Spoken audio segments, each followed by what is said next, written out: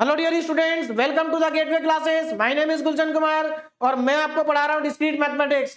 Discrete mathematics में हम unit number 3 पढ़ रहे हैं, थ्योरी ऑफ लॉजिक। और आज हमारा यूनिट नंबर 3 का लेक्चर नंबर 6 है और आज के लेक्चर में हम पढ़ेंगे लॉज ऑफ प्रोपोजिशन। लेकिन लॉज ऑफ प्रोपोजिशन को स्टार्ट करने से पहले मैं एक बार आपको बता देता हूं कि इस यूनिट में अब तक हम क्या क्या पढ़ चुके हैं, क्योंकि अब तक इस यूनिट में हमने जो पढ़ा है उसका यूज हम आज के लेक्चर में भी करेंगे और जो हमारा नेक्स्ट लेक्चर होगा उसमें भी करेंगे। तो इसलिए आपने अभी तक जो पढ़ा है इस यूनिट के अंदर उसको आप पहले रिवाइज करें, तो आपको आगे के लेक्चर्स बहुत ही अच्छे से समझ में आएंगे। तो यहां पर इस यूनिट को हमने स्टार्ट किया था प्रपोजिशनल लॉजिक से, क्योंकि आप जानते हैं इस यूनिट के अंदर हमें दो टॉपिक पढ़ने हैं, प्रपोजिशनल लॉजिक और प्रेडिकेट लॉजिक, जिसमें से प्रपोजिशनल लॉजिक एक बड़ा टॉपिक है और इंपॉर्टेंट टॉपिक है। प्रेडिकेट लॉजिक एक छोटा टॉपिक है जिसको एक या दो लेक्चर में हम कंप्लीट कर लेंगे। तो अभी हम प्रपोजिशनल लॉजिक को ही पढ़ रहे हैं। तो प्रपोजिशनल लॉजिक में हमने सबसे पहले पढ़ा था कि प्रपोजिशन क्या होता है। प्रपोजिशन को समझने के बाद हमने टाइप्स ऑफ प्रपोजिशन पढ़ा था, जहां पर हमने सिंपल प्रपोजिशन और कंपाउंड प्रपोजिशन को समझा था। उसके बाद हमने पढ़ा कि कंपाउंड प्रपोजिशन को बनाने के लिए लॉजिकल कनेक्टिव का यूज होता है। तो हमने वहां पर 5 टाइप्स के लॉजिकल कनेक्टिव्स पढ़े थे। और ये जो लॉजिकल कनेक्टिव्स होते हैं ये इस यूनिट का सबसे इंपॉर्टेंट पार्ट है, क्योंकि आपने देखा अभी तक लेक्चर नंबर 1 से लेकर के आज हमारा लेक्चर नंबर 6 है और अभी तक हम इन लॉजिकल कनेक्टिव्स के ऊपर बेस्ड ही क्वेश्चन सॉल्व कर रहे हैं। और आज के लेक्चर में भी इन्हीं के ऊपर बेस्ड क्वेश्चन सॉल्व करेंगे, नेक्स्ट लेक्चर में भी इन्हीं के ऊपर क्वेश्चन जो क्वेश्चन होंगे हमारे बेस्ड होंगे। इसलिए प्रपोजिशनल लॉजिक में ये जो लॉजिकल कनेक्टिव्स है बहुत ज्यादा इंपॉर्टेंट है, ये सब आपको अच्छे से आना चाहिए। चलिए मैं एक बार और आपको रिवाइज करा देता हूं क्या होते हैं लॉजिकल कनेक्टिव्स। देखिए सबसे पहले आता है निगेशन, ये हमारा फर्स्ट लॉजिकल कनेक्टिव्स है ना। नंबरिंग यहां इंपॉर्टेंट नहीं है। निगेशन, निगेशन के लिए जो वर्ड यूज होता है वो नॉट होता है, ये आपका निगेशन का सिंबल है। निगेशन का एक सिंबल और भी होता है जो मैंने आपको पहले भी बताया था। निगेशन का हम इस वाले सिंबल को भी यूज करते हैं, है ना। तो दोनों में से किसी को भी यूज कर सकते हैं, ज्यादातर यही यूज होता है। निगेशन में क्या होता है ध्यान दीजिएगा। निगेशन क्या करता है, देखिए निगेशन टी को एफ में कन्वर्ट कर देता है, मतलब ट्रू वैल्यू को फॉल्स वैल्यू में कन्वर्ट कर देता है और फॉल्स वैल्यू को ट्रू वैल्यू में कन्वर्ट कर देता है। ये आपको अच्छे से पहले से ही आता है। उसके बाद दूसरा हमारे पास यहां पर जो कनेक्टिव्स होता है दैट इज कंजक्शन, जिसके लिए वर्ड यूज करते हैं हम एंड का, है ना। इसके लिए क्या वर्ड यूज होता है, एंड, और इसको क्या कहते हैं, कंजक्शन। और इसी को हम यूनिट नंबर 2 में क्या कहते थे, मीट कहते थे। देखिए वहां पर यूनिट नंबर 2 में ये जो सिंबल था किसका सिंबल था, मीट का, और यहां हम इसको क्या कह रहे हैं, कंजक्शन, या फिर वर्ड कौन सा यूज करते हैं इसके लिए, एंड। इसमें क्या होता है, इसमें देखिए इसमें टी टी पे टी मिलता है और एफ, देखिए टी टी पर क्या मिलेगा, टी, अदरवाइज क्या मिलेगा, फॉल्स मिलेगा। मतलब अगर टी टी का कॉम्बिनेशन होगा तो टी मिलेगा और अगर कोई और कॉम्बिनेशन होगा तो फॉल्स मिलेगा। अब आते हैं डिसजंक्शन पे, इसके लिए वर्ड यूज होता है और ये डिसजंक्शन का सिंबल है जिसको हम यूनिट नंबर 2 में ज्वाइन कहते थे। ये मीट होता था, ये ज्वाइन होता था, लेकिन यहां पर क्या बोल रहे हैं इसको, डिसजंक्शन। इसमें क्या होता है, अगर एफ एफ का कॉम्बिनेशन है तो एफ मिलेगा, अदरवाइज टी मिलेगा। उसके बाद नेक्स्ट आता है हमारे पास कंडीशनल। नेक्स्ट कनेक्टिव क्या है, कंडीशनल है। इसमें क्या होता है ध्यान दीजिए, पहले तो वर्ड देखिए इसके लिए क्या यूज होता है। यहां पर वर्ड यूज होगा इफ और देन, यानी कि यहां पर इफ के बाद भी एक प्रपोजिशन आएगा और देन के बाद भी एक प्रपोजिशन आएगा। सिंबल, इसमें दो तरह के सिंबल यूज होते हैं। इसमें देखिए एरो है, लेकिन यहां पर सिंगल लाइन है, यहां पर डबल लाइन है। तो दो तरह के यूज होते हैं कंडीशनल के लिए। ठीक, इसमें क्या होता है, ये इंपॉर्टेंट, देखिए इसमें कंफ्यूजन हो जाता है स्टूडेंट को, ध्यान दीजिएगा। अगर आपका पहली ट्रूथ वैल्यू टी है और दूसरी ट्रूथ वैल्यू एफ है तो आपको एफ मिलेगा, अदरवाइज आपको फॉल्स मिलेगा। यानी कि पहली वैल्यू ट्रू होनी चाहिए, दूसरी वैल्यू फॉल्स होनी चाहिए, तभी आपको फॉल्स मिलेगा। ठीक है ना। अगर पहली वैल्यू फॉल्स है दूसरी वैल्यू ट्रू है तो भी आपको क्या मिलेगा, ट्रू ही मिलेगा, वो अदरवाइज में आ जाएगा। और लास्ट है हमारा बाई कंडीशनल, जिसको हम इफ एंड ओनली इफ भी कहते हैं, यानी कि आई डबल एफ इसके लिए वर्ड यूज होता है, या if and only word, if and only if word use होता है। ये इसमें भी दो तरह के सिंबल है, या तो डबल एरो वाली लाइन, सिंगल लाइन होगी डबल एरो, यहां पर डबल लाइन और डबल एरो, है ना। तो ये हमारा सिंबल है। अब इसमें देखो क्या होता है, यहां पर आपको टी टी पे टी मिलेगा और एफ एफ पे भी टी मिलेगा, अदरवाइज आपको फॉल्स मिलेगा। तो ये बहुत इंपॉर्टेंट टेबल है इस यूनिट के लिए। ये टेबल बहुत ज्यादा इंपॉर्टेंट है क्योंकि इस यूनिट के 80% क्वेश्चन इसी टेबल की हेल्प से सॉल्व होते हैं। बात समझ में आ रही है? 80 से भी ज्यादा परसेंट क्वेश्चन इसी टेबल की हेल्प से सॉल्व होंगे। तो चलिए आगे चलते हैं और एक और चीज रिवाइज करते हैं हम, टोटोलॉजी और कंट्राडिक्शन। देखिए हमने टोटोलॉजी भी हम पढ़ चुके हैं, कंट्राडिक्शन भी पढ़ चुके हैं, हम वैसे कॉन्टिजेंसी भी पढ़ चुके हैं, सेटिस्फिएबिलिटी भी पढ़ चुके हैं, है ना। लेकिन इंपॉर्टेंट क्या हमारे लिए आज के लेक्चर के लिए, वो है टोटोलॉजी और कंट्राडिक्शन। इसका भी यूज करेंगे आज के लेक्चर में। देखिए टोटोलॉजी क्या होती है? टोटोलॉजी एक कंपाउंड प्रपोजिशन ही होता है। ध्यान रखना, प्रपोजिशन को हम स्टेटमेंट भी बोलते हैं। तो टोटोलॉजी क्या है? एक कंपाउंड स्टेटमेंट या कंपाउंड प्रपोजिशन है, और ये ऐसा प्रपोजिशन होता है जिसकी ट्रूथ वैल्यू, जिसकी सारी की सारी ट्रूथ वैल्यू टी होती है। यानी कि सभी केसेस के लिए ट्रूथ वैल्यू क्या रहेगी? टी रहेगी। या आप ऐसा कह सकते हैं कि अगर आपके पास कोई कंपाउंड स्टेटमेंट है या कंपाउंड प्रपोजिशन है, और उस कंपाउंड प्रपोजिशन की अगर सारी ट्रूथ वैल्यू यानी कि सारे केसेस के लिए ट्रूथ वैल्यू अगर टी है, तो वो कंपाउंड स्टेटमेंट टोटोलॉजी कहलाएगा। बात समझ में आ रही है ना। तो वही चीज यहां पर देखो लिखा है, a compound statement of preposition which contain only T for all cases. सभी केसेस के लिए अगर टी है in the last column of truth table. Truth table आप जानते हैं, ट्रूथ टेबल आपको अच्छे से बनानी भी आती होगी, क्योंकि आज भी हम ट्रूथ टेबल का ही यूज करेंगे। और इस पूरी की पूरी यूनिट में जो हमारा प्रपोजिशनल लॉजिक है वो ट्रूथ टेबल का ही उसमें यूज होता है, क्योंकि ये जो हमारे 5 लॉजिकल कनेक्टिव्स हैं ये ट्रूथ टेबल में यूज होते हैं। तो अगर ट्रूथ टेबल का लास्ट कॉलम में केवल टी आपको मिलता है, तो इसका मतलब वो कंपाउंड स्टेटमेंट क्या है? टोटोलॉजी है। बात समझ में आ गई। और tautology is also called logically valid और लॉजिकली ट्रू स्टेटमेंट। टोटोलॉजी को हम और क्या कहते हैं? लॉजिकली ट्रू स्टेटमेंट या वैलिड स्टेटमेंट भी इसको कहा जाता है। अब आती है बात कॉन्ट्राडिक्शन की। कॉन्ट्राडिक्शन जस्ट इसका अपोजिट ही हो जाएगा। क्यों? क्योंकि यहां पर किसी भी कंपाउंड स्टेटमेंट को हम कॉन्ट्राडिक्शन कब कहेंगे? अगर उस कंपाउंड स्टेटमेंट की सारी ट्रूथ वैल्यू सभी केसेस के लिए अगर फॉल्स आ जाती है, तो वो कंपाउंड स्टेटमेंट कॉन्ट्राडिक्शन कहलाता है। या इसी चीज को आप दूसरी लैंग्वेज में कह सकते हैं कि जो हमारी ट्रूथ टेबल है, अगर उसके लास्ट कॉलम में, है ना, जहां पर कंपाउंड स्टेटमेंट आ रहा है, अगर सारी ट्रूथ वैल्यू हमें एफ मिल जाती है, तो वो कॉन्ट्राडिक्शन कहलाएगा। और जो कॉन्ट्राडिक्शन होता है वो लॉजिकली इनवैलिड और फॉल्स स्टेटमेंट होता है। तो मेरे ख्याल से आपको टोटोलॉजी और कॉन्ट्राडिक्शन में कोई कंफ्यूजन नहीं होगा। उसके बाद एक और चीज हमने यहां पर पढ़ी थी लास्ट लेक्चर में, that is logical equivalence. Logical equivalence मैं आपको यहां पर इसलिए बता रहा हूं क्योंकि आज मैं इसका भी आपको हल्का सा यूज बताऊंगा, है ना, आज के लेक्चर में ही। तो लॉजिकल इक्विवेलेंस क्या होता है कि मान लीजिए आपको दो कंपाउंड स्टेटमेंट दे रखे हैं।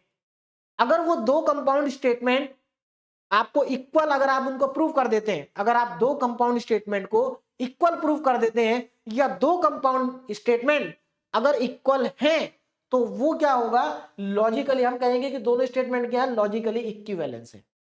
तो two statement or proposition are called logical equivalent if truth values of both the statement for all of both statement or proposition are always identical। मतलब दो कंपाउंड स्टेटमेंट है आपके पास, और दोनों ही कंपाउंड स्टेटमेंट की अगर ट्रूथ वैल्यू सारे cases के लिए एक ही जैसी है, तो हम कहेंगे कि दोनों के दोनों जो स्टेटमेंट है वो इक्वल है, और लॉजिक, और क्या कहेंगे कि लॉजिकल इक्विवेलेंस है।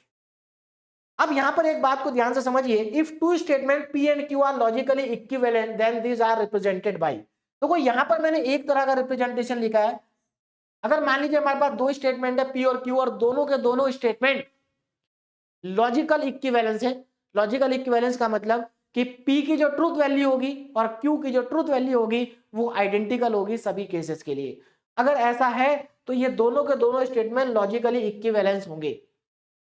अब यहां पर इसी चीज को आप देखो, यहां पर 3 बार लाइन खींची है, जो ये आप जानते हैं कि इक्विवेलेंट का सिंबल है ना। तो यहां पर आप इक्वल का यूज भी कर सकते हैं, जैसा कि हम आज के लेक्चर में इक्वल का यूज करेंगे। क्या यूज कर सकते हैं आप? इक्वल का यूज भी कर सकते हैं, और आज के लेक्चर में हम इक्विवेलेंट की जगह इक्वल का यूज भी करेंगे। एक और बात, अगर आपको दो स्टेटमेंट को इक्वल प्रूव करना है, तो उनको प्रूव करने का एक तरीका और भी है। देखिए एक तरीका तो ये हो गया कि आप P की ट्रूथ वैल्यू और Q की ट्रूथ वैल्यू को इक्वल प्रूव कर दीजिए।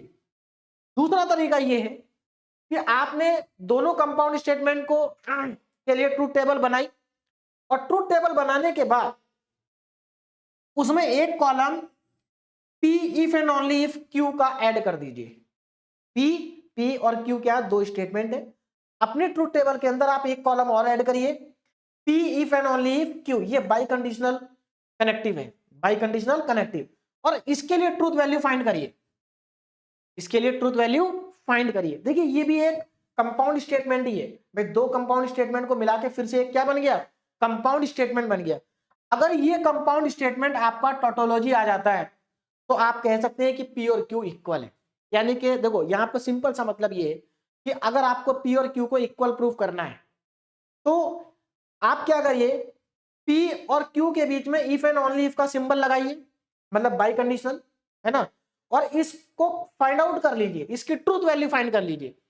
अगर इसके सारे के सारे ट्रूथ वैल्यू टी आ जाती हैं तो ये टोटोलॉजी हो जाएगा। और अगर ये टोटोलॉजी बन गया तो इसका मतलब पी और क्यू क्या होंगे, आपस में इक्वल होंगे।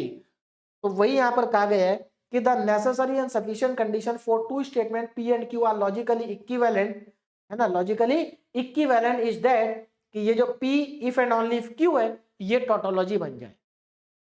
तो ये तो वो था जो अब तक हमने पढ़ा, जिसको मैंने आपको रिवाइज एक बार करा दिया। अब आज का जो लेक्चर है हमारा, ये लेक्चर बहुत ही ज्यादा आसान लेक्चर है, मतलब इस यूनिट का सबसे आसान लेक्चर आज का ही होगा। और इससे पहले भी जो लेक्चर हमारे हुए हैं वो बहुत ही सिंपल लेक्चर थे, आज का उनसे भी ज्यादा आसान है। ध्यान दीजिएगा, आज हमें पढ़ना लॉज ऑफ प्रोपोजिशन या अलजेब्रा ऑफ प्रोपोजिशन। और आपको लॉ को देख के समझ में आ गया होगा कि ये लॉ तो ये लॉज आप डिस्क्रीट मैथमेटिक्स में, यानी कि जो सब्जेक्ट हम पढ़ रहे हैं इसी के अंदर, इससे पहले भी 2 बार पढ़ चुके हैं। देखिए यूनिट नंबर 1 में आपने इन लॉ को पढ़ा था, और वहां पर यूनिट नंबर 1 में जब आपने ये लॉ पढ़े थे तो ये पढ़े थे सेट थ्योरी के लिए। वहां पर हम इनको क्या कहते हैं, लॉज ऑफ सेट थ्योरी या लॉज या अलजेब्रा ऑफ सेट थ्योरी। यहां पर हम क्या कह रहे हैं, लॉज ऑफ प्रोपोजिशन या अलजेब्रा ऑफ प्रोपोजिशन। यूनिट 1 में हम इनको क्या कहते थे, लॉज ऑफ सेट थ्योरी और अलजेब्रा ऑफ सेट थ्योरी। तो सबसे पहला लॉ है हमारा आइडेम्पोटेंट लॉ, इसको हम पढ़ेंगे आज। फिर उसके बाद commutative law, associative law, distributive law, De Morgan's law, identity law, complement law and absorption law. उसके बाद यूनिट नंबर 1 के बाद ये सारे के सारे लॉ हमने यूनिट नंबर 2 में भी पढ़े थे लैटिस के लिए, है ना। तो हम लैटिस में भी इनको पढ़ चुके हैं, सेट थ्योरी में भी इनको पढ़ चुके हैं, और अब हम इनको प्रोपोजिशन में पढ़ने जा रहे हैं। और आप देखेंगे, देखिए यहां पर सिंबल बदल जाएंगे। ये लॉ अब हम प्रपोजिशन के लिए पढ़ने जा रहे हैं, लेकिन इनका जो बेसिक कॉन्सेप्ट है, सभी लॉ का बेसिक कॉन्सेप्ट सेम रहेगा, चाहे आप उनको सेट थ्योरी में पढ़ें, चाहे लैटिस में पढ़ें या प्रपोजिशन में पढ़ें। तो चलिए स्टार्ट करते हैं पहले लॉ से, आइडेम्पोटेंट लॉ। अब मैं आपको एक बार इनका थोड़ा सा कंपैरिजन बताते चलूंगा सेट थ्योरी के साथ। उससे क्या होगा, आपके सेट थ्योरी में जो आपने ये लॉ पढ़े थे वो भी आपका एक बार क्या हो जाएगा, रिवाइज हो जाएगा। देखिए आइडेम्पोटेंट लॉ, इस लॉ को हमने सेट थ्योरी में भी पढ़ा था। कैसे पढ़ा था, इस तरह से। देखिए यहां पर हमारा ये फर्स्ट लॉ है, तो सेट थ्योरी में हमारा क्या था, ध्यान दीजिएगा, आइडेम्पोटेंट लॉ। तो वहां पर हमने पढ़ा था कि ए इंटरसेक्शन ए के बराबर होता है ना, और ए यूनियन ए भी ए के इक्वल होता है। तो आपको याद आ गया होगा, ये हमने सेट थ्योरी में पढ़ा था। अब देखो वहां में यहां में क्या बदला, देखो वहां पर ए क्या होता था, सेट होता था।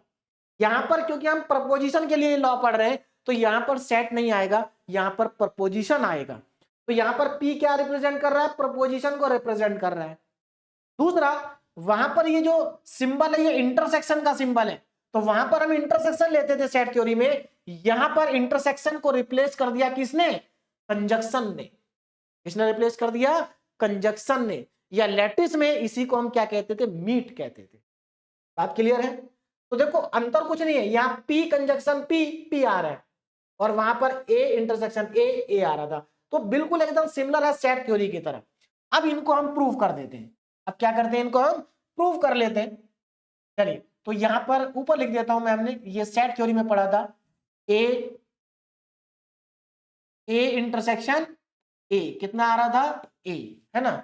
और ये हमने पढ़ा था ए यूनियन ए कितना आया था, ए आया। चलिए अब हम इन दोनों लॉ को प्रूव कर देते। अब देखिए यहां पर प्रपोजिशन में इन सभी लॉ को प्रूव करना बहुत ज्यादा आसान है ना। जब हमने इनको सेट थ्योरी में प्रूव किया था तो वहां पर फिर भी थोड़ा सा डिफिकल्ट था, लैटिस में भी थोड़ा सा डिफिकल्ट था, लेकिन यहां इनको प्रूव करना बहुत ही आसान है। देखिए कैसे, यहां हम सभी लॉ को प्रूव करेंगे ट्रुथ टेबल की हेल्प से। तो जरा ध्यान दीजिए, हम क्या करेंगे, एलएचएस को आरएचएस के इक्वल प्रूव करेंगे। इसमें एलएचएस में क्या लिखा है, पी प्रोपोजिशन पी। तो मैंने क्या करा, ये पी प्रोपोजिशन को लिख लिया, पहले कॉलम में इस पी को लिख लिया, दूसरे कॉलम में इस पी को लिख लिया। अब पी क्योंकि प्रपोजिशन है और आप जानते हैं कि प्रपोजिशन या तो ट्रू होगा या फॉल्स होगा। अब क्योंकि यहां पर एक ही प्रपोजिशन है पी, तो केवल दो ही चॉइस हो सकती है हमारे पास, एक टी और एक एफ। तो इसका मतलब पी की वैल्यू या तो टी होगी या एफ होगी, टी या फिर एफ, और कुछ नहीं होगी। Either T either F, either T either F. अब जरा ध्यान दीजिए, हमें क्या फाइंड करना है, हमें फाइंड करना है पी कंजक्शन पी। और आप जानते हैं कंजक्शन में टी टी पे टी मिलता है, अदरवाइज फॉल्स मिलता है। तो देखो जरा ध्यान से, पहला चॉइस टी टी, तो यहां मिलेगा टी, अदरवाइज देखो यहां तो टी टी है नहीं, तो अदरवाइज क्या मिलेगा, फॉल्स मिलेगा। अब जरा ध्यान से देखो, हमें क्या प्रूफ करना था कि पी कंजक्शन पी जो है वो पी के इक्वल है। अब जरा ध्यान से देखिए, पी कंजक्शन पी वाला कॉलम देखिए क्या आ रहा है, इस कॉलम में टी एफ आ रहा है, और पी के कॉलम में देखिए इसमें भी टी एफ आ रहा है। इसका मतलब दोनों इक्वल है, बोथ आर इक्विवेलेंट। तो आप क्या लिखेंगे, चलिए इसका आंसर लिख देते हैं। सिंस सिंस देखिए यहां पर हम लिखेंगे since column under P, since column under P and P conjunction P are, since column under P conjunction P are identical, आप देख सकते हैं कि P के नीचे का कॉलम है ना, since column under P and P conjunction P are identical, और अगर ये दोनों आइडेंटिकल हैं तो this implies या therefore है ना, this implies that, इसका मतलब क्या है, इसका मतलब ये है कि P जो है आपका इसके इक्वल हो गया, P is equal to P conjunction P is equal to P। बोलो बात समझ में आ गई। तो इस तरह से आप लिख देंगे, since column under P and P conjunction P are identical, therefore P conjunction P is equal to P। तो यही हमें प्रूफ करना था। देखो कितना आसान हो गया प्रूफ करना, एकदम सिंपल। अच्छा, इसी बात को एक और तरीका प्रूव करने का, देखिए दूसरा तरीका क्या है। देखो आप इस चीज को ऐसे भी लिख सकते हो, देखिए बीच में इक्वल का साइन है ना, तो इस इक्वल वाले सिंबल को, इस इक्वल वाले साइन को हम ऐसे रिमूव कर सकते हैं, P कंजक्शन P, और यहां पर बाई कंडीशनल स्टेटमेंट लगा दीजिए इक्वल की जगह, और ये लिख दीजिए P। और देखो अगर आप इसको ये प्रूव कर दीजिए कि टोटोलॉजी है, क्या है ये, टोटोलॉजी है। अगर आप ये प्रूव कर देते कि ये टोटोलॉजी है, तो इसका मतलब ये दोनों क्या होंगे, इक्विवेलेंट होंगे। और देखो मैं एक कॉलम यहां पर आपको बना के दिखा रहा हूं, आपको बस सिर्फ आपको समझाना चाह रहा हूं, इसका मतलब, इस लाइन का मतलब समझाना चाह रहा हूं कि अगर आप ये चाहते हैं कि P और Q को इक्वल प्रूफ कर दें, तो आप ये प्रूफ कर दीजिए कि P if and only if Q जो है वो टोटोलॉजी है। देखो मैं करके दिखाता हूं आपको। अब यहां पर देखो जरा, देखो ये P कंजक्शन P है, P कंजक्शन P है ना। अब मैं क्या कर रहा हूं, इसके बीच में बाई कंडीशनल कनेक्टिव को ऐड कर रहा हूं, और ये हमारे पास आ जाता है। अब देखो ये आपके पास P और ये P कंजक्शन P, इन दोनों के बीच में हमें by conditional if and only if connective लगाना है। तो देखो आप जानते हैं बाई कंडीशनल स्टेटमेंट में टी टी पे टी मिलता है और एफ एफ पे भी टी मिलता है। तो यहां पर जरा ध्यान दीजिए, ये टी टी है, टी मिला, यहां एफ एफ है तो यहां भी टी मिलेगा। और अब आप ध्यान से देखिए, क्योंकि ये जो स्टेटमेंट है, इस स्टेटमेंट के नीचे सारी ट्रूथ वैल्यू टी है, इसका मतलब ये टोटोलॉजी है, और अगर ये टोटोलॉजी है तो इसका मतलब ये है कि ये इक्वल है। तो अब आपको समझ में आया कि कैसे आप प्रूव कर सकते हैं। हालांकि हम सभी जगह इक्वल का यूज करेंगे, हम इस तरीके से प्रूव नहीं करेंगे क्योंकि समय ज्यादा लगेगा, है ना। तो ज्यादा टाइम क्यों खर्च करना जब हमारे पास आसान तरीका है। लेकिन ये बात आपको मालूम होनी चाहिए कि ये टोटोलॉजी बनाएगा, ठीक है ना। चलिए, तो ये बात आपको समझ में आ गई होगी। अब हम जल्दी से सारे लॉ प्रूव कर देते हैं कि बहुत ही सिंपल है। अब आगे देखिए, तो ये समझ में आ गया, ये तो आपको और आसानी से समझ में आ जाएगा। देखो इसमें भी क्या है, P, और यहां भी P, वैल्यू क्या होगी, टी एफ। और यहाँ भी क्या आएगी TF।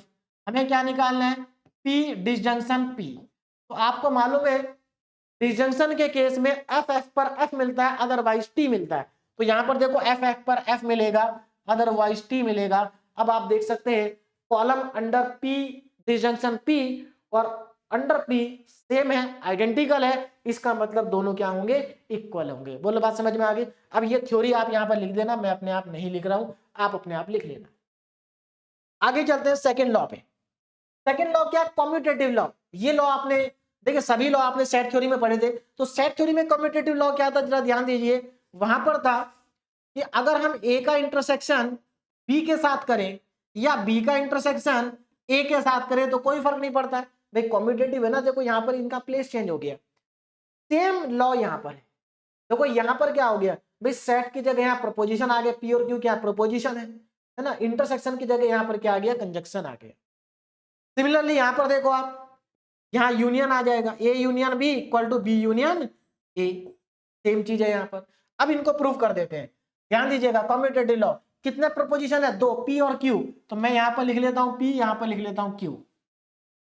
अब देखो पी और क्यू, क्योंकि यहाँ पर हमारे पास दो प्रपोजिशन है तो हमारे पास टोटल 4 चॉइस होनी चाहिए। तो हम यहाँ पर चॉइस लिख लेते हैं। तो टी टी एफ एफ लिखने का तरीका आपको आता ही है ना, 2 बार टी 2 बार एफ, उसके बाद 1 बार टी 1 बार एफ, 1 बार टी 1 बार एफ। अब यहां पर देखते हैं क्या क्या निकालना है। देखो हमें क्या प्रूव करना है, इसको इसके इक्वल प्रूव करना है। तो एक काम करते हैं, हम पी कंजक्शन क्यू निकाल लेते हैं। एक तो पी कंजक्शन क्यू और दूसरा हम निकाल लेते हैं क्यू कंजक्शन पी। अब जरा ध्यान दो, कंजक्शन में क्या होता है, टी टी पे टी मिलता है, अदरवाइज फॉल्स मिलता है। तो अब यहां पर देखो पी कंजक्शन क्यू, तो टी टी पे मिलेगा टी, अदरवाइज मिलेगा फॉल्स। तो ये आ गया हमारे पास फॉल्स। बोलो बात समझ में आ गई।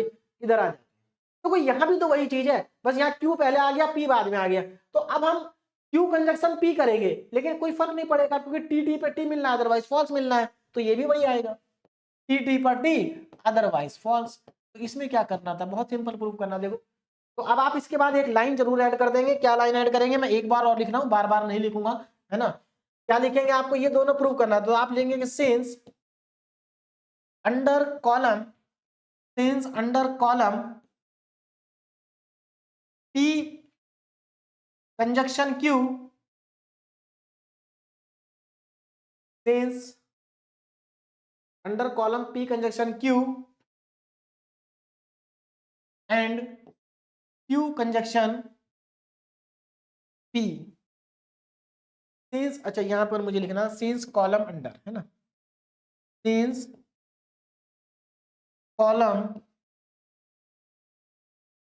Column under P conjunction Q and Q conjunction P are identical. दोनों के दोनों कॉलम क्या है, आइडेंटिकल है ना, बोथ कॉलम आर आइडेंटिकल।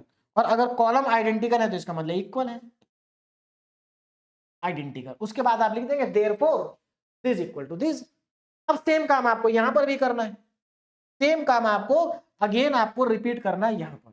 तो मेरे ख्याल से ये आपको समझ में आ गया, तो ये भी आप कर लेंगे। इसमें क्या, इसमें आपका डिसजंक्शन है ना, इसमें क्या आपका डिसजंक्शन है। चलिए मैं कर देता हूं जल्दी से, P और Q।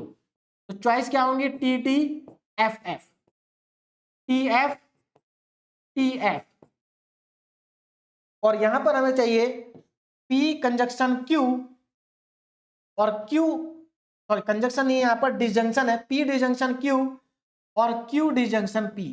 तो सेम ही चीज है ना।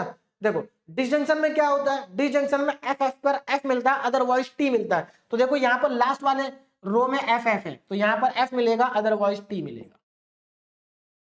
सेम चीज यहां भी आएगी, यहां क्यू डिसजंक्शन पी है तो क्यू और पी, लेकिन एफ एफ पर एफ मिलेगा, तो एफ एफ पर एफ मिलेगा, अदरवाइज टी मिलेगा। आप देख सकते हैं दोनों के दोनों कॉलम सेम है, इसका मतलब ये दोनों आपस में क्या है, इक्विवेलेंट है। आगे चलते हैं थर्ड लॉ, देखिए एसोसिएटिव लॉ। एसोसिएटिव लॉ में क्या होता है, देखिए एसोसिएटिव लॉ एकदम सिंपल लॉ है, इसमें कुछ नहीं है। जैसे यहां पर 3 सेट, अगर मैं इसको सेट थ्योरी में लिखूं तो ऐसे लिखा जाएगा, देखो A union B bracket union C is equal to, देखो क्या करो, इन दोनों पे ब्रैकेट लगा दो, तो A union B union C इस तरह से लिखा जाएगा। वो अगला लॉ सेम इंटरसेक्शन में लिख देंगे हम। अब यहां पर देखिए मैं आपको एक करके दिखाता हूं, दूसरा आप अपने आप कर लेंगे, सेकंड वाला आप अपने आप कर लेंगे, है ना, क्योंकि एक ही जैसे बहुत सिंपल है और मुझे लगता है कि आप लोगों को समझ में आ गया होगा, अपने आप भी ट्राई कर सकते हैं। वीडियो को पॉज करें और अपने आप ट्राई करें। देखिए तो क्योंकि यहाँ पर हमारे पास कितने प्रपोजिशन है, 3, देखो वहां सेट होते थे एबीसी, यहाँ प्रपोजिशन हो गए, है ना, वहां यूनियन होता था, यहाँ पर डिसजंक्शन हो गया। तो हम यहाँ 3 प्रपोजिशन है पी क्यू आर, तो पहले इनके हम क्या लिखते हैं, पॉसिबिलिटी लिख लेते हैं।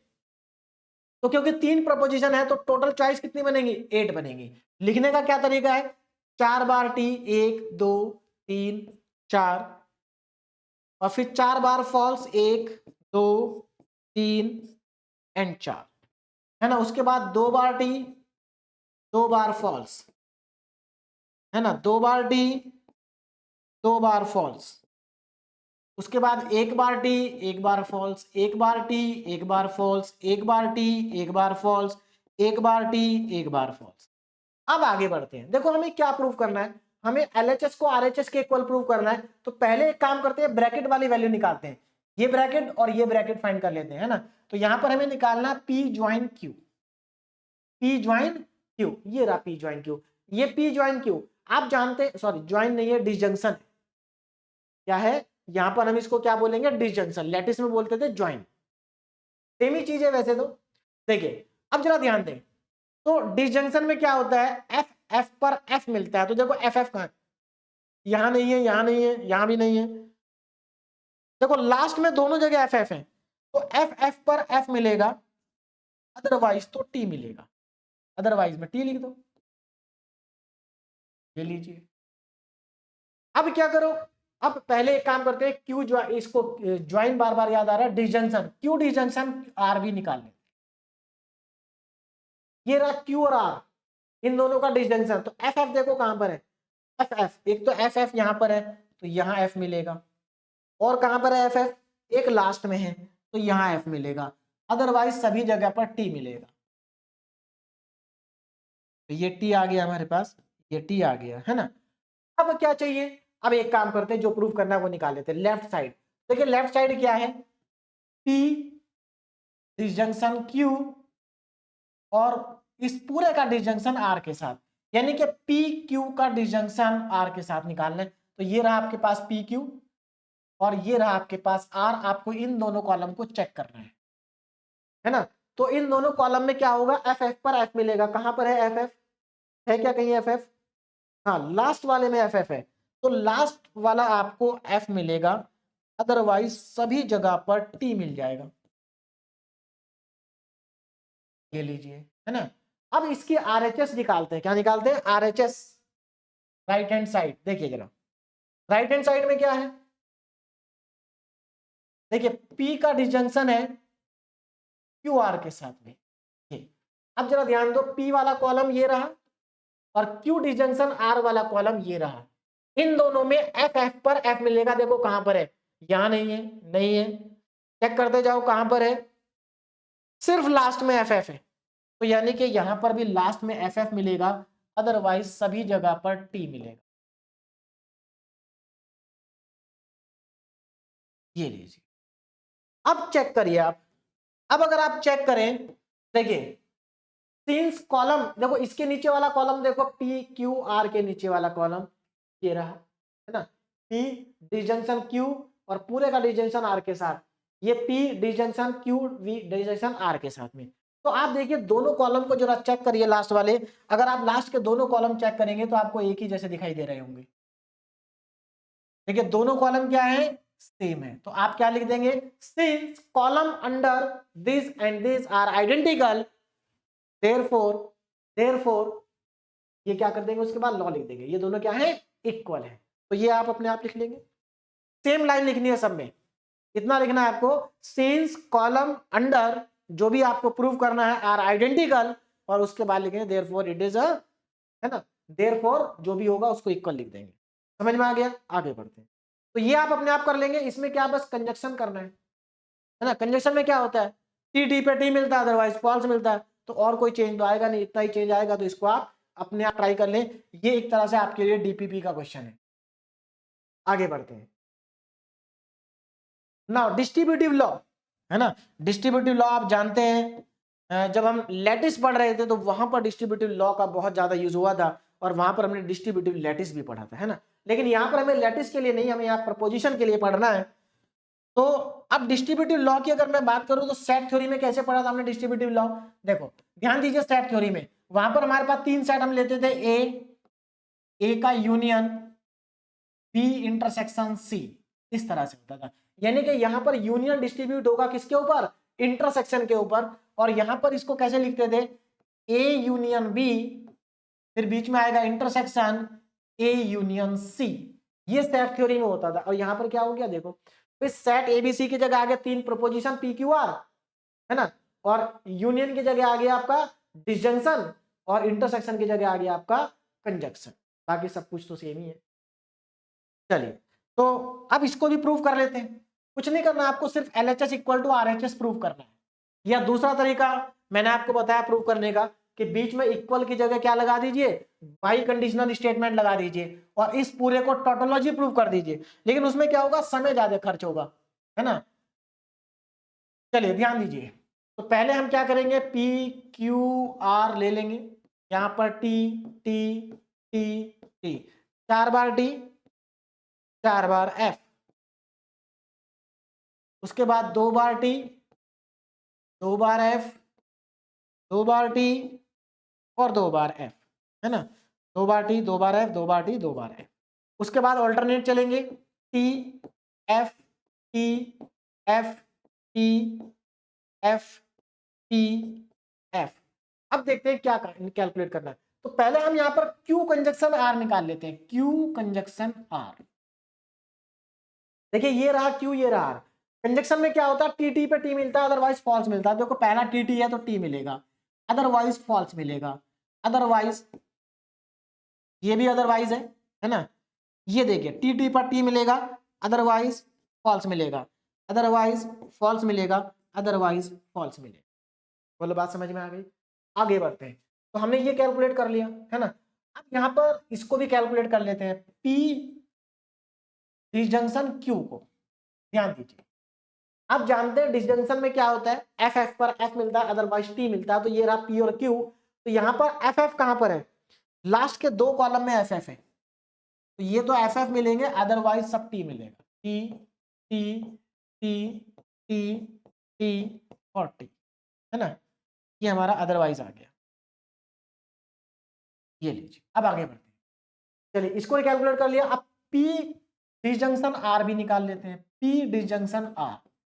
पी कहां पर है, ये रहा, आर ये रहा। यहां दोनों देखो जरा, एफ एफ पर एफ मिलेगा हमें। एफ एफ कहां पर है, एफ एफ एक तो ये रहा एफ एफ, और एक ये लास्ट में, यानी कि यहां पर है एफ एफ और एक लास्ट में है एफ एफ। अदरवाइज सभी जगह पर क्या है, पी है। चल अब देखिए हमें करना क्या था। अब ये लेफ्ट हैंड साइड लिख लेता हूं मैं यहां पर। तो लेफ्ट हैंड साइड क्या है, P disjunction Q conjunction R, है ना।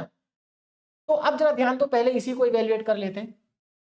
P disjunction Q conjunction R, यानी कि आपको करना क्या है, आपको पी का डिसजंक्शन करना है क्यू कंजक्शन आर के साथ, यानी कि इन दोनों कॉलम पे आपको डिसजंक्शन लगाना है। यानी कि एफ एफ पर एफ मिलेगा, देखो जरा ध्यान से, एफ एफ कहां पर है,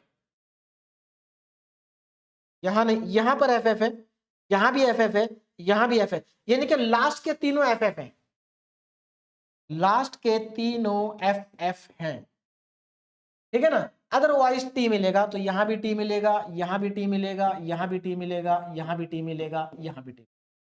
अब इसकी आरएचएस ले लेते हैं। आरएचएस में देखिए क्या है, P disjunction Q, P disjunction Q, और उसके बाद कंजक्शन पी डिसजंक्शन आर। देखो यहां पर हो क्या रहा है, एक तो आपके पास पी डिसजंक्शन क्यू का और पी डिसजंक्शन आर का, इन दोनों के बीच में क्या लगा है, कंजक्शन लगा है। तो हमें इन दोनों का कंजक्शन करना है, और आप जानते हैं कंजक्शन में टी टी पे टी मिलता है, अदरवाइज फॉल्स मिलता है ना, टी टी पे टी मिलता है, अदरवाइज फॉल्स मिलता है। तो इन दोनों कॉलम को जरा ध्यान से देखो, अगर आप इन दोनों को देखोगे ध्यान से तो टी टी पर टी मिलेगा, तो यहाँ पर स्टार्टिंग के 5 टी है, यानी कि स्टार्टिंग में 5 जगह पर टी टी है, तो सब जगह टी टी मिलेगा स्टार्टिंग में, T T T T T, otherwise मिलेगा फॉल्स, तो लास्ट में तीनों मिल गए फॉल्स। और अब आप देखिए जरा ध्यान से, दोनों के दोनों कॉलम आइडेंटिकल है, इसका मतलब ये दोनों इक्वल है। तो अब आपको समझ में आ गया होगा कि आज का जो लेक्चर है या आज का जो हमारा टॉपिक है कितना आसान टॉपिक, कुछ करना ही नहीं, ट्रूथ टेबल से प्रूव करना है, ट्रूथ टेबल से प्रूव करना है। और मुझे लगता है ट्रूथ टेबल बनानी सभी स्टूडेंट को बहुत अच्छे से आ चुकी होगी अब तक। चलिए आगे बढ़ते हैं। डिस्ट्रीब्यूटिव लॉ के बाद हमारे पास ये डिस्ट्रीब्यूटिव लॉ का सेकंड पार्ट है ना, तो इसको आप अपने आप ट्राई करेंगे, ये आपके लिए एक तरह का डीपीपी का क्वेश्चन। आगे बढ़ते हैं, D Morgan's law. D Morgan's law आप जानते हैं, डी मॉर्गन्स लॉ बहुत इंपॉर्टेंट होता है, चाहे वो सेट थ्योरी में हो, लैटिस में हो या प्रपोजिशन में हो। देखिए यहाँ पर आज मैं जितने भी लॉ आपको पढ़ा रहा हूं, ये सभी लॉ यूनिवर्सिटी एग्जाम में पूछे जा चुके हैं कभी ना कभी, बात समझ में आ रही, इसलिए इंपॉर्टेंट है और आपको सब आने चाहिए। और मुझे लगता है आज के लेक्चर में कुछ भी नया नहीं है, अगर आपको ट्रूथ टेबल बनानी आती है ना तो आज का लेक्चर आपको बहुत ही आसान लगेगा, और अगर आपको ट्रूथ टेबल बनानी आती है तो बस आपको लॉ को समझना है, बाकी यहां पर कुछ भी नया आपके लिए नहीं है ना। डी मॉर्गन्स लॉ ध्यान दीजिए, तो पहले हम समझते हैं डी मॉर्गन्स लॉ हमने जब पढ़ा था सेट थ्योरी में, तो वहां पर क्या था, देखिए वहां पर डी मॉर्गन्स लॉ था हमारे पास कि अगर हम ए का, ध्यान दीजिए, ए इंटरसेक्शन बी का अगर हम कॉम्प्लीमेंट लेते थे तो ये क्या होता था, A complement union B complement. मतलब क्या है कि अगर आप ए इंटरसेक्शन बी का होल कॉम्प्लीमेंट लेते थे तो आपको क्या मिलता था, ए का कॉम्प्लीमेंट, बी का कॉम्प्लीमेंट, और जो इंटरसेक्शन है वो यूनियन में बदल जाता था। अब यहां पर कॉम्प्लीमेंट का काम करता है एक तरह से निगेशन, क्या करता है, निगेशन। जैसे वहां कॉम्प्लीमेंट में अपोजिट हो जाता था, यहाँ निगेशन में अपोजिट हो जाता है, तो कॉम्प्लीमेंट के लिए यहां पर आएगा निगेशन। तो देखो जरा ध्यान से, यहां पर सेट ए बी की जगह आ गया प्रपोजिशन ए बी। अब ये P और Q का क्या है, यहाँ पर कंजक्शन है, तो P Q कंजक्शन का अगर आप निगेशन लेते हैं, देखो क्या होगा, ये निगेशन दोनों प्रपोजिशन के साथ आ जाएगा और कंजक्शन बदल जाएगा डिसजंक्शन में। तो अब आपको लग रहा होगा ये तो एग्जैक्टली सेम है ना। चलिए अब इसको प्रूफ भी कर लेते हैं, तो अगेन हम ट्रूथ टेबल की हेल्प लेंगे इसको प्रूफ करने के लिए। यहां पर दो ही प्रपोजिशन है P और Q, तो अगर दो ही प्रपोजिशन है तो आपके पास टोटल पॉसिबिलिटी 4 होंगी, T T F F T, अब ऑल्टरनेट चलेंगे, T F T F। अब जरा ध्यान दीजिए, अब हमें क्या करना, पहले हम ब्रैकेट वाले पार्ट को निकाल लेते हैं, ये क्या है, P कंजक्शन Q, तो दोनों के बीच में कंजक्शन लेना है, तो T T पे T मिलेगा, अदरवाइज तो फॉल्स मिलेगा। चलिए ये भी आ गया। अब इसका निगेशन निकाल लेते हैं, देखो निगेशन निकालोगे तो लेफ्ट साइड आ जाएगी, क्या आ जाएगी, लेफ्ट साइड हमारे पास आ जाएगी। ये एक काम करते हैं, हम पहले निगेशन P और निगेशन Q निकाल लेते हैं, निगेशन P और निगेशन Q, निगेशन पहले कैलकुलेट कर लेते हैं, है ना। चलिए अब देखो P का निगेशन क्या होगा, P का निगेशन देखो T निगेशन में क्या होता है, T का बन जाएगा F, T का बन जाएगा F, F का बन जाएगा T। निगेशन Q फिर से वही होगा, T का F, F का T, T का F, F का T। अब आगे बढ़ते हैं, अब यहां पर एक कॉलम में लेफ्ट साइड निकाल लेते हैं, यानी कि निगेशन P कंजक्शन Q, ये निकाल लेते हैं, यानी कि P कंजक्शन Q का आपको निगेशन लेना है, इस पूरे का निगेशन लेना है। तो यानी कि यहां पर फिर से T का F, F का T बनेगा, तो इस T का बनेगा F, इस F का बनेगा T, इस F का बनेगा T, इस F का भी बनेगा T। तो यहां पर आ गया, पहला F है, बाकी तीनों T हैं। अब RHS पे चलते हैं, हमें क्या करना है, निगेशन P का डिसजंक्शन लेना है निगेशन Q के साथ। देखो ये रहा निगेशन P और ये रहा निगेशन Q, दोनों में लेना डिसजंक्शन, और डिसजंक्शन में आप जानते हैं FF पर F मिलता है, अदरवाइज T मिलता है, और FF केवल यहीं पर मिल रहा है, अदरवाइज बाकी सब जगह क्या है, FT, TF और TT है, तो अदरवाइज क्या मिलेगा, T मिलेगा। तो FF पर F मिलेगा, अदरवाइज T मिलेगा, और मेरे ख्याल से अब मुझे बताने की जरूरत नहीं है कि देखो ये हमारा LHS है, ये RHS है, दोनों के कॉलम सेम है, आइडेंटिकल है, इसका मतलब बोथ आर इक्वल। बात समझ में आ गई। अब इसका जो सेकेंड पार्ट है तो मुझे नहीं लगता इसको मुझे कराना पड़ेगा, आप अपने आप कर लेंगे आप इसके सेकेंड पार्ट को, है ना। इसके सेकंड पार्ट को देखो, यहां पर क्या हो रहा है, डिसजंक्शन कन्वर्ट हो गया कंजक्शन में और निगेशन दोनों के साथ लग गया। जैसे सेट थ्योरी में क्या होता था, सेट थ्योरी में ये लॉ कैसा होता था, इस तरह से A यूनियन B का complement is equal to A complement, union बदल जाएगा इंटरसेक्शन में, और B कॉम्प्लीमेंट। यहां पर कंजक्शन बदल गया, डिसजंक्शन बदल गया कंजक्शन में और दोनों के साथ लग गया निगेशन। तो इसको आप करेंगे अपने आप। नेक्स्ट देखिए ना, आइडेंटिटी लॉ, ये आइडेंटिटी लॉ को समझिए ध्यान से। आइडेंटिटी लॉ सेट थ्योरी में जब हमने पढ़ा था तो देखिए ध्यान दीजिए हमने क्या पढ़ा था सेट थ्योरी में। देखो सेट आइडेंटिटी लॉ में का मतलब क्या होता है कि अगर आप, जैसे सेट थ्योरी में हमने क्या पढ़ा था कि अगर आप किसी सेट के साथ, किसी भी सेट के साथ ऐसे सेट का यूनियन लेंगे कि वापस वही सेट आ जाए, है ना। जैसे अगर मैं यहां पर सेट थ्योरी की बात करूं, ध्यान दीजिएगा, सेट थ्योरी में अगर मैं सेट थ्योरी की बात करूं, देखो अगर मान लीजिए मेरे पास एक सेट है ए, मेरे पास एक सेट है ए, अगर मैं इस सेट का इंटरसेक्शन यूनिवर्सल सेट के साथ ले लूं, देखिए ए का इंटरसेक्शन ले रहा हूं यूनिवर्सल सेट के साथ में, तो आप अच्छे से जानते हैं कि आपको ए मिलेगा। क्यों? क्योंकि यूनिवर्सल सेट में और सेट ए में जो कॉमन एलिमेंट होंगे वो सेट ए के ही होंगे। तो इसका मतलब अगर आप दोनों का इंटरसेक्शन करते हैं तो आपको ए मिलेगा। बात समझ में आ गई। दूसरा लॉ क्या होता था, दूसरा अगर आप सेट ए का यूनियन लेते थे नल सेट के साथ तब भी आपको सेट ए मिलता था। इसका मतलब ये हुआ कि सेट के लिए यूनिवर्सल सेट और नल सेट जो होते हैं वो आइडेंटिटी एलिमेंट होते हैं। नल सेट और universal set are the identity element for set A. Set A के लिए दोनों क्या है, आइडेंटिटी एलिमेंट है। अब यहां पर सिमिलरली यहां पर यूनिवर्सल सेट का काम करेगा टोटोलॉजी और नल सेट का काम करेगा कॉन्ट्राडिक्शन। अब आपको समझ में आ रहा होगा कि मैंने आपको टोटोलॉजी और कॉन्ट्राडिक्शन को रिवाइज क्यों कराया, है ना। तो यहां पर यूनिवर्सल सेट का काम कौन करेगा, एक तरह से आप कह सकते हैं टोटोलॉजी, और नल सेट का काम करेगा कॉन्ट्राडिक्शन, और सेट ए की जगह यहां आ जाएगा प्रपोजिशन पी। अब जरा ध्यान दीजिए ना, the identity element for conjunction, conjunction के लिए जो आइडेंटिटी एलिमेंट होता है वो टोटोलॉजी होता है। बात समझ में आ रही है ना। कंजक्शन के लिए आइडेंटिटी एलिमेंट क्या है, टोटोलॉजी। जबकि सेट थ्योरी में इंटरसेक्शन के लिए आइडेंटिटी एलिमेंट क्या होता था, यूनिवर्सल सेट होता था।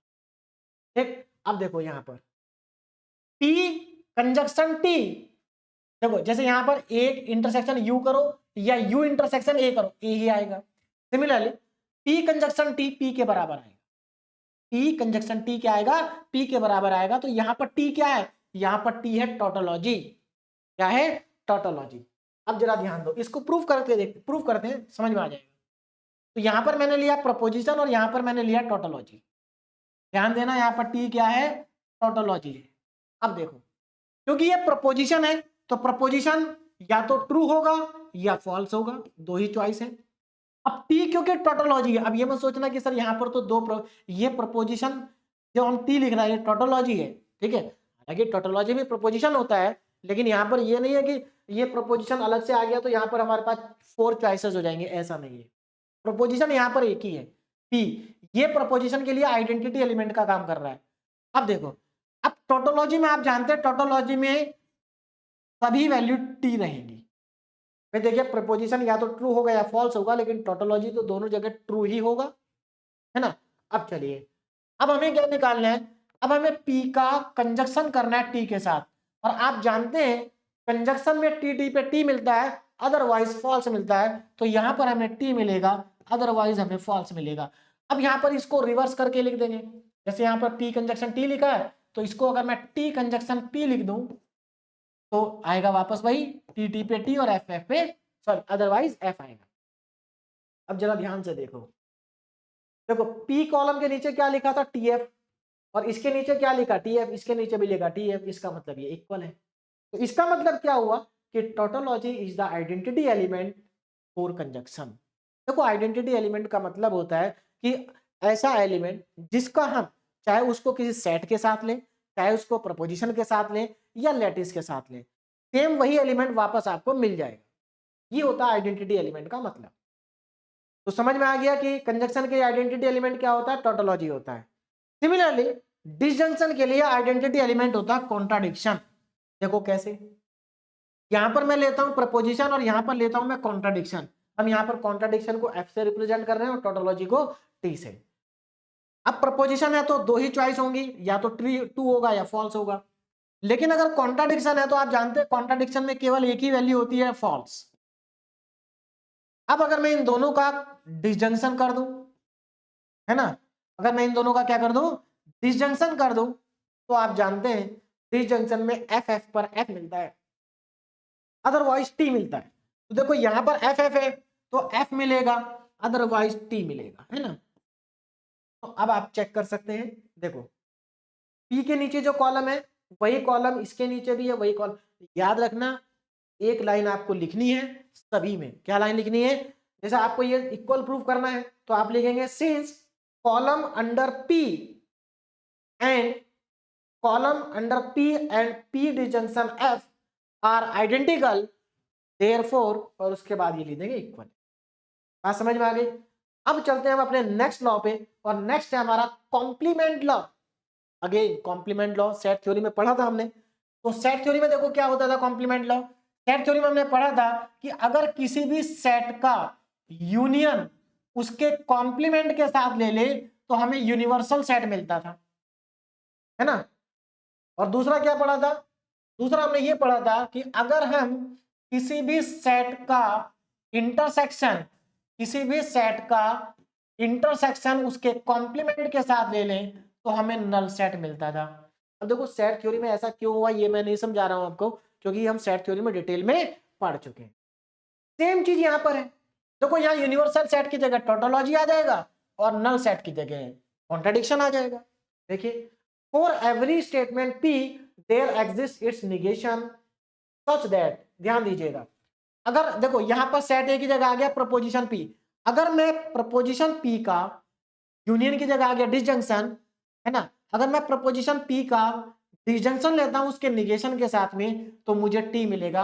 मतलब कहने का ये है कि it is a tautology, it is a tautology. देखो चेक करते हैं, तो मैं क्या करता हूं यहां पर पी लेता हूं प्रपोजिशन और यहां पर निगेशन पी ले लेता हूं। तो अगर ये पी है तो दो ही वैल्यू होंगी टी और एफ, और क्योंकि ये इसका निगेशन है तो टी का एफ बन जाएगा, एफ का टी बन जाएगा। अब मैं क्या करता हूं, अब मैं यहां पर पी का डिसजंक्शन ले लेता हूं निगेशन पी के साथ में, तो देखो क्या मिलेगा, इन दोनों का डिसजंक्शन लेना है। आप जानते हैं डिसजंक्शन में क्या होता है, एफ एफ पर एफ मिलता है अदरवाइज टी मिलता है, तो यहां पर एफ एफ तो है ही नहीं तो अदरवाइज ही है, तो इसका मतलब दोनों जगह क्या मिलेगा, टी मिलेगा। और आरएचएस में लिखा है टी, टी मतलब टोटोलॉजी, और टोटोलॉजी में तो दो ही पॉसिबिलिटी है, सॉरी एक ही पॉसिबिलिटी है कि सभी चॉइस के लिए टी मिलेगा। तो आप देख सकते हैं, देखिए लेफ्ट हैंड साइड का कॉलम देखिए और राइट हैंड साइड का कॉलम देखिए, बोथ कॉलम्स आर आइडेंटिकल, तो इसलिए दोनों क्या हो गए, बराबर हो गए। सेम चीज यहां पर है, देखो यहां पर भी आपके पास क्या है पी और ये है निगेशन पी, तो यहां पर टी और एफ होगा तो ये एफ और टी हो जाएगा।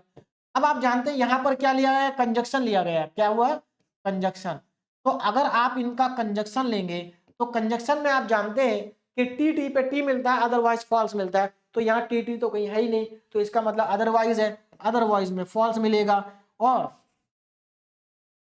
कॉन्ट्राडिक्शन की अगर मैं बात करूं तो कॉन्ट्राडिक्शन में सारी वैल्यू फॉल्स होती हैं, इसलिए आप देख सकते हैं दोनों कॉलम आइडेंटिकल है, तो ये दोनों भी क्या हो गए, इक्वल हो गए। तो this is the complement law in proposition. और अब हम बात करते हैं लास्ट लॉ की, दैट इज एब्जॉर्प्शन लॉ। ये लॉ हमने पढ़ा था सेट थ्योरी में भी, देखो ये सारे लॉ हमने सेट थ्योरी और लैटिस में पढ़े थे। सेट थ्योरी में क्या था, ध्यान दीजिएगा, सेट थ्योरी में हमने पढ़ा था कि अगर हम सेट ए का यूनियन ले लें, सेट ए का यूनियन ले लें ए इंटरसेक्शन बी के साथ में, तो यहां से बी क्या हो जाएगा, एब्जॉर्ब हो जाएगा और आपको मिलेगा ए। क्या मिल जाएगा, ए मिल जाएगा। तो इसको एब्जॉर्प्शन लॉ इसलिए कहते हैं क्योंकि यहां से देखो क्या गायब हो गया, बी गायब हो गया, जैसे यहां से क्यू गायब हो गया, है ना। तो सिमिलर है, बस यहां पर यूनियन की जगह डिसजंक्शन आ गया, इंटरसेक्शन की जगह कंजक्शन आ गया। चलिए प्रूव कर देते हैं इसको भी। तो यहां पर पी ले लेते हैं, यहां पर क्यू ले लेते हैं और यहां पर इन दोनों का कर देंगे हम कंजक्शन, है ना। अब जरा ध्यान दीजिए, अब यहां पर क्योंकि हमारे पास दो प्रोपोजिशन है तो चॉइस 4 होंगी, तो 2 बार टी आएगा, फिर 2 बार एफ आएगा, टी आएगा, एफ आएगा, टी आएगा, है ना, और एफ आएगा। यहां पर कंजक्शन करना है, कंजक्शन में टी टी पे टी मिलता है, अदरवाइज तो फॉल्स मिलता है ना। और राइट हैंड साइड में पी है, तो आप देख सकते हैं दोनों कॉलम को आप चेक करिए, दोनों कॉलम को आप चेक करिए, दोनों इक्वल है, तो दोनों क्या होंगे, आइडेंटिकल होंगे। चलिए यहां पर मैंने एक कॉलम और ऐड कर रखा है, तो एक बार और मैं आपको दूसरा तरीका बता देता हूं प्रूव करने का। देखो, अगर मैं यहाँ इक्वल की जगह क्या लगा दूं, बाई कंडीशनल स्टेटमेंट लगा दूं, पी डिसजंक्शन पी और ये आ गया क्यू। चलिए एक मिनट, अभी हमने इक्वल कहां प्रूव किया है, अभी तो हमने कंजक्शन निकाला, सॉरी। अब यहां पर पहले मैं इसका डिसजंक्शन तो निकाल लें, ये लीजिए, है ना, अभी तो हमने लास्ट कॉलम निकाला ही नहीं। अब देखो हमें यहां पर क्या करना है, डिसजंक्शन लेना है, किस किस का, पी का और पी कंजक्शन क्यू का। तो डिसजंक्शन में क्या मिलता है, एफ एफ पे एफ मिलता है, तो यहां पर देखो एफ एफ कहां पर है, ये लास्ट वाले दोनों एफ एफ है, तो ये भी एफ है और ये भी एफ है, अदरवाइज टी है। अब जरा चेक करो, ये पी का कॉलम है, मतलब ये आरएचएस का कॉलम है, ये एलएचएस का कॉलम है और दोनों कॉलम सेम है, इसका मतलब ये इक्वल है। हाँ, तो मैं एक चीज और बता रहा था आपको कि आप इसको टोटोलॉजी बना के भी प्रूव कर सकते हैं। अगर यहाँ पर बाई कंडीशनल स्टेटमेंट आप लगा दें, तो अगर आप ये प्रूव कर दें कि ये टोटोलॉजी है, तो भी एब्जॉर्प्शन लॉ प्रूव हो जाता है। देखो, अब ये इसके और इसके बीच में अगर मैं बाई कंडीशनल स्टेटमेंट लगाऊं, तो आप जानते हैं बाई कंडीशनल स्टेटमेंट में टी टी पे टी मिलता है, एफ एफ पे एफ मिलता है, सॉरी, टी टी पे टी मिलता है और एफ एफ पर भी टी मिलता है। देखो, ये टी टी है तो टी मिलेगा, ये भी टी टी है तो टी मिलेगा, ये एफ एफ है तब भी टी मिलेगा और ये एफ एफ है तो भी टी मिलेगा। तो देखो बन गया टोटोलॉजी। तो इस तरीके से भी आप प्रूव कर सकते हैं अपने सभी लॉ। मेरे ख्याल से मेरी बात अब आपको समझ में आ गई होगी और आपको ये भी समझ में आ गया होगा कि लॉ को प्रूव करना बहुत आसान है। यानी कि लॉज ऑफ प्रोपोजिशन अगर कोई भी एग्जाम में आ जाता है तो ये फ्री के मार्क्स है, कुछ नहीं करना, ट्रुथ टेबल बनानी है, इक्विवेलेंट प्रूव कर देना, दैट्स ऑल, है ना। अब देखिए यहाँ पर डीपीपी की बात कर लेते हैं। तो डीपीपी में मैंने यही सारे लॉ लिख रखे हैं, आपको जो मैंने करा दिए वो ठीक है, जो मैंने कहा आपसे घर अपने आप करने हैं तो वो सारे आपकी किसमें आ जाएंगे, डीपीपी में। तो एक बार सिर्फ एक बार आप बैठ करके इन सभी लॉ को अपने आप करें तो आपको सब कुछ अच्छे से क्लियर हो जाएगा। ठीक है, अब हम नेक्स्ट लेक्चर जो होगा हमारा वो इस यूनिट का सबसे इंपॉर्टेंट लेक्चर होगा, क्योंकि जो नेक्स्ट लेक्चर है वहां से 100% एक क्वेश्चन यूनिवर्सिटी एग्जाम में पूछा जाता है हर बार, ठीक है ना। और याद रहे कि नेक्स्ट लेक्चर में अगर देखेंगे आप तो वहां पर भी केवल हमें थोड़ा सा थ्योरी नहीं पढ़, हमारा टॉपिक होगा थ्योरी ऑफ इन्फ्रेंस, लेकिन वहां पर भी आप देखेंगे जब हम क्वेश्चन करेंगे तो केवल क्वेश्चन की लैंग्वेज अलग होगी, हम वहां पर भी ट्रूथ टेबल ही बनाएंगे और ट्रूथ टेबल बनाने के बाद आपको मालूम है लॉजिकल कनेक्टिव का यूज करना होता है। तो अगले लेक्चर में भी नया कुछ नहीं होगा, सिर्फ थ्योरी नहीं होगी जो हमें अच्छे से समझनी है, ठीक है ना। तो नेक्स्ट लेक्चर हमारा बहुत इंपॉर्टेंट है, इसलिए इस यूनिट में अभी तक जो पढ़ा है उसको एक बार रिवाइज कर लें और उसके बाद आप नेक्स्ट लेक्चर देखें, क्योंकि नेक्स्ट लेक्चर जो है वो बहुत ही ज्यादा इंपॉर्टेंट है। Okay, thank you very much.